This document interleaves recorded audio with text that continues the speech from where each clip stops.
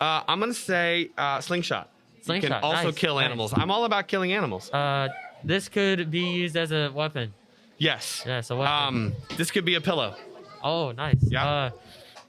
You can eat this. No. No, okay, I'll lose. Just because you said it don't mean you're saying something. Just because you felt it don't mean your heart ain't lying. Just because you heard it don't make it more than Connect Four, chatter. that's the best thing I could do. Everybody's talking, we talk what matters.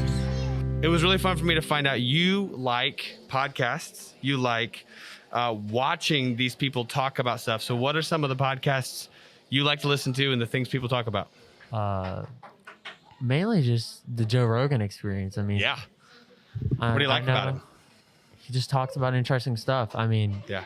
he's really good at doing his job. I mean, he talks about a lot of stuff with a lot of different people. Yeah. And he's one of those guys that he can kind of understand and not discriminate versus, for Yeah. their viewpoints or anything like that. Somehow he manages to talk to people from crazy different views. Right. People that normally it seems like they shout at each other, but he finds ways to just have a conversation. Yeah, I saw a clip about him today, and he was talking about how he leans way towards the left, and he was talking to the most conservative person I know, Ben Shapiro. Oh, yeah, If yeah, you're yeah. Familiar with him? He's a very conservative guy, and he's I like him. I like both of them. Sure. And that he agreed. He was really nice with it. And Yeah. He was understanding. Yeah, it's surprising. If you listen to the main stories on the news, you would think that nobody's able to have conversations, but that's just not true. In my experience here, that My Life Matters is very much about Jesus. It's about how your life is connected to the God who made you. But I have conversations with people all the time that don't agree with me. Right. They have a totally different perspective on what gives life meaning. Man. That's crazy, though. So Yeah. think about the meaning of life. Yeah. What you're really here for. Yeah. And I guess God has that for you, and you just don't know it. Like, you might, Yeah. but Well, certainly you don't know all of it. You might have a clue. You might have a piece. But what you knew when you were 5, surely you know more now. right. Yeah. So really, in some ways, it kind of comes back to your upbringing. I was thinking about just where you grow up and where you are in your family. I grew up the middle child, and I have an older brother and a younger brother. I know you have some siblings. Where are you in your family? So I have an older brother, and he's 18. He's about Okay. to turn 19 in August. And I have a sister, and we're twins. So that's kind of cool. Being a boy and a girl twin is Yeah. not very common. You could It say. is uncommon. Yeah. So I'm actually a minute older than her. So I guess I am. You're the middle child. kid. I'm Yeah. the middle kid with you. So when you think about sort of life with your siblings, how do you compare? How do you navigate? I'm sure in some ways you feel like you're very different than them, and in other ways you feel like you share a lot in common. What are some of the differences? So some of the differences would be stuff like music taste, or just the way we use our vocabulary, I guess Okay. you could say. Okay. And and the kind of people we hang out with. So we're pretty different, Yeah. but we're still similar in that we all kind of believe the same beliefs. We can all kind of come together on some topics and just say definitely. Yeah. So you've got some stuff where you're this baseline, this is what it means to be part of this family. This is just, but then obviously even with a twin, Even with you the go twin, right, different yeah, directions. Yeah. Yeah. And that's a lot of things that people don't really understand about being a twin, is that you're similar, but that's all you think about when you think of twins. Yeah. Oh, they're probably similar, and they Right. think the same. And no, we're different, but yeah. Well, that's what pops into my head when people talk about, people will throw out statistics I'm making this up, but people say stuff you share 90% of your DNA with a chimpanzee or something. I'm look, I know twins. I know people who share I don't even know what the number is of shared chromosomes and DNA and molecular structure. And it's and they're different. Right. They're totally different, Right. unique individual people. So I love finding out what is it that makes you unique. So if you were just like gonna say a few words to describe what makes you unique, what kind of makes you tick, like how would you introduce yourself to a group? I don't know, man. I would probably say it would have to be like just the way I try and treat others. Like I try and do a lot of stuff, and I'm working on a lot of stuff. So I feel like I'm constantly trying to improve. So, Trying to improve yourself or the way you treat others? Like, what do you mean? the way I think about people and the way I speak to people. Okay. So sometimes it comes across like really sarcastic, but I might be actually being serious. Yeah. So like, I guess I try and be cool with a lot of people and not. In a lot of my interactions with you, I would say you've been mellow. Are you just like holding your whole personality in check, or are you actually mellow, or I don't really know. Yeah. I don't either. Sometimes it's just like I feel like it really depends on who I'm with. Too. Sure. Like right now, this is a chill conversation. That's right. It's chill. But if I'm with somebody that's louder, I'm probably going to be a little more loud and a little more open in the way I speak. Because sometimes if somebody's being loud with you, you got to be loud back. To Sure. your point Just to across. match their energy, Right, basically. Right. Yeah. All right. So what year are you at school right now? Oh, I'm in ninth grade. Ninth grade, finishing up freshman year. What school are you at? Peaceful. So Peaceful. So this has been a kind of a strange year, for everybody. But how would you describe your high school experience so far? not fun. Not fun. Gosh, man. What? Why so? Well, it's one thing to go to a high school that is one hallway and only one hallway. So you got to really think about a lot of stuff. You got to think about who you're talking to and how you're talking to them, because you're going to be there for the next 4 years, even after freshman year. Can't really afford to make enemies the first day you're there. First day you're there, because if you do, then the next 4 years is going to be worse than the first. Interesting. And definitely try not to make enemies with teachers, but sometimes, man, Whew. it just works out that way. Yeah. So when you think through the teachers, the classes, or whatever, what do you feel like you're strong in? Like, at school. I'm really strong at knowing when to be quiet. Knowing how to shut up. Right. Being quiet is one of those things where it's like, I'm not quiet all the time. Yeah. You don't have to be quiet No. all the time. But when you are, it's effective. Yeah, some people are quiet because they have nothing to say. I know that's not you. So what you're describing is what the book of Proverbs would describe as wisdom. Like a fool has many, many words, and a wise person essentially knows when to shut their mouths. And so it's not that you have nothing to say. It's just you are learning this is not a good time to say anything. I'm also just trying to not like boost like my ego, I guess you could say. I'm also trying to work on my ego because detrimental. Tell me a little bit. Do you mean kind of like measuring yourself and being better than other people? Is that what you mean, sort of boosting the ego? Or? No, I just mean in general, like telling myself like you shouldn't think about this situation. Like be humble. Yeah, don't think you're better than them because Right. maybe you have like an advantage over them Sure. in the game. Some people, or their screw ups are loud and obvious.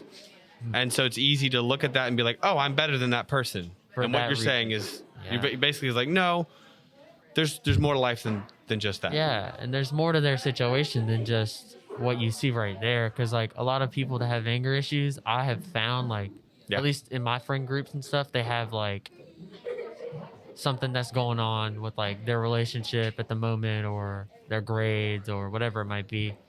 So I'm not gonna say I don't trash talk and I don't get loud every once in a while, Yeah. but I try and keep it at a minimum. Cool. And keep it appropriate. Yeah, we've talked a ton about anger for the last several weeks because it's such a huge deal everybody deals with.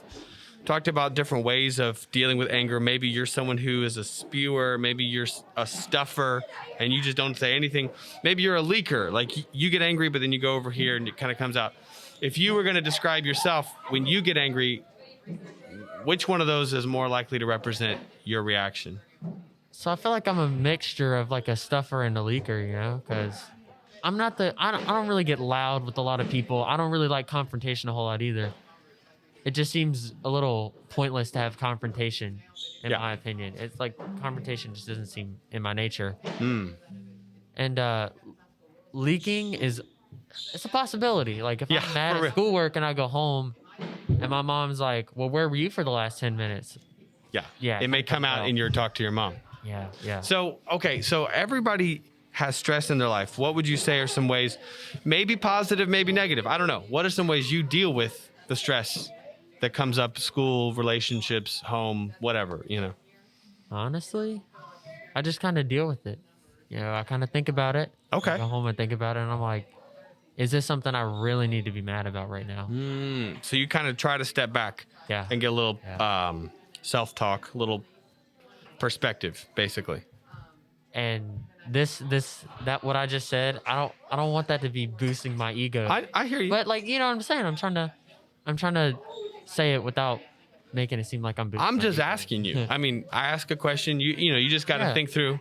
Yeah. This is how I'm trying to live my life. Okay, let's. I got two other things on my mind. One of them has to do with kind of the whole deal with My Life Matters. Like, where would you say, if I say, man, I think God made you, and even though we all deal with this brokenness of sin, I think that the true happiness is going to be found in knowing Jesus. Like Jesus has come to pay for sins and to open up the way to heal all the broken things. Like how do you respond to that? Like, what's your thought about the story of the gospel of Jesus, you know?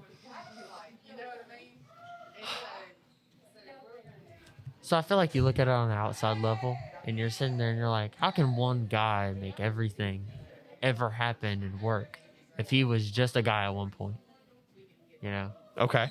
So I'm not saying I believe that. I'm saying from an outside perspective, it's You can crazy. see that It's crazy to think. that idea. Yeah, I can. So a lot of people, I feel like, kind of just discredit it because a lot of the dogma around it. Like, Well, sure. Maybe you know somebody that's very. You need to be in the church and you need to be around God all the time. Kind of so rah, you know. They might be, not so attracted to that idea because of people. Yeah. But Yeah. I feel like my idea is that it takes a whole lot more not to believe it than to just say God did it. Yeah. Sure. Like let's not pretend that like if you kind of deny the existence of God, let's not pretend that it doesn't leave a bunch of unanswered questions. Unanswered questions, exactly. And I think it was actually Joe Rogan. So actually, we actually talked about that earlier. It worked out. He was talking with an astronaut about how the Big Bang there was a Big Bang, and the astronaut basically goes, "Well, isn't that what it says in the Bible? Yeah. It says there was a big flash and there was everything." Yeah. Right? Yeah, it says that God spoke. And so, I mean, what did that sound like? I mean, I don't know, but it says he spoke and created the heavens and the earth, you know? Right. And that's kind of how I feel. And I feel like it's the truth, it's the way. And Yeah. even if you don't think about it 100%, like this is the truth, I feel like you look deeper into it and it just makes sense. It Yeah. really does. Yeah, I'm with you. I feel like even before you spend years and years studying the Bible, and the Bible is complex. I understand, it's not something that everybody just jumps right into and says, I get it, right? But even before doing that, like I walk outside and I see the sunrise and I'm grateful. I'm like, thank you. And then the question is, who am I saying thank you to? Wow. I just think just the world around us is telling me something about the beginning, telling me something about the meaning of life. That's it. That's what I believe. And then you get deeper and say, well, if he's real, wouldn't it be good to try to get to know him? Right. And I'm not saying I know everything about him. I'm just saying I'm on a journey, spiritual journey, to get to know him. Yeah, 100%. That's the best way to put it. All right. I know a big part of your life, maybe for years and years, has been the Boy Scouts. Oh, yeah. Yeah. So tell me just a little bit about that. Is it a tradition? Is it a passion? Like, I know it's just been a big part of your life. I mean, for me, it's a start, not a lot of people that I know have been in Boy Scouts. Only a few people, really. So it's new, uncharted territory for my family and most people that I know. So you do get a little bit of like, oh, you're a Boy Scout, like that kind of tension. Yeah. What do people mean when they're like, oh, you're a Boy Scout? Like, what do you think their vibe is? I think they're like, they get the idea that like Boy Scouts are like the weird kids, and they're like the kids that you just don't really want to talk to. Interesting. So when they find out, they're a little surprised. They're like, oh, you're in Boy Scouts, and I'm like, yeah, I go camping. That's what that means. That's what it means. I know how to tie knots in camp. Yes. Basically. Right. Yeah. I almost wonder if some people react to Boy Scouts almost the way that some people react to faith in Jesus. They're like, oh, like, are you one of those weird church going, like, kind of like, well, some things about it aren't weird, like, there definitely are those outstanders, those guys that you're just like, yeah, they do fit that bill, but then there's always the majority. Yeah.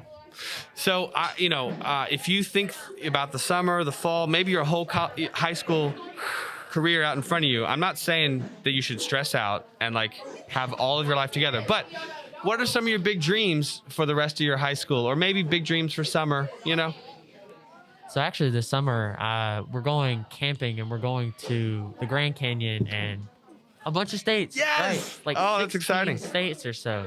Yeah. So it's going to be a big trip. It's going to be 3 weeks long out of our whole summer. And the first 3 days are going to be 9-hour driving. Oh, man. In a van with those guys. So with your crazy family. Yeah. Yeah. My away from home family. We'll call them that. Okay. So it's not a family trip. It's a Boy Scout. I should have mentioned that. No, it's fine. I just was clearing that up. That's pretty exciting. It's a big country. You really kind of have to see it to know that. Yeah. All right. We're almost done. I got one other thing. Woo! Oh. So this is a game that I hope will be super fun. Basically, in this bag are some random items that I asked Lucas to get together. And basically, we're just going to pull an item out of the bag, and we have 5 seconds to say how we could use this in a survival situation. All right. And then you just put it back in the bag, or you can put it back. We'll just put it back on the table. When the bag's empty, we can just go back and forth using whatever's on the table until one of us just gives up. Right. Okay. I hope I'm better at you than this. I hope you are too, because you're the one who's in Boy Scouts. Right. All right. I should be able to I'm going to make you go better. first because I have no idea what's in that bag.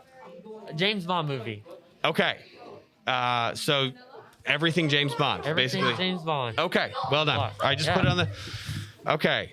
Definitely. This will save you from ashiness. Right. Yes. This. What's this? A fire alarm. Yeah, but survival situation, I guess. The batteries inside could be used to make a fire. I like it. Okay, I'm going to go with this one.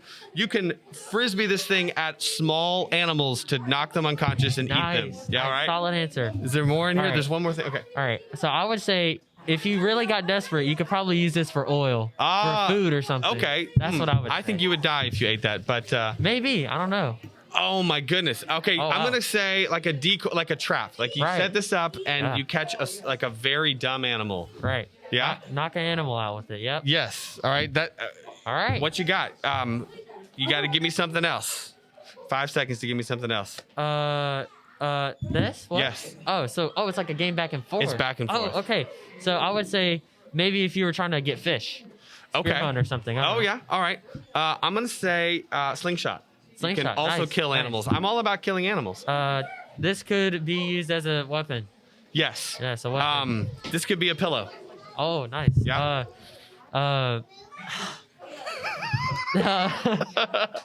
You can eat this. No. Okay, I'll lose. Game over. Game over. Yes. So far, you recommended we eat lotion and we eat the batteries in this. Well, I mean, I guess you could use this as oil, but that wouldn't be good oil. It wouldn't be good. Yeah.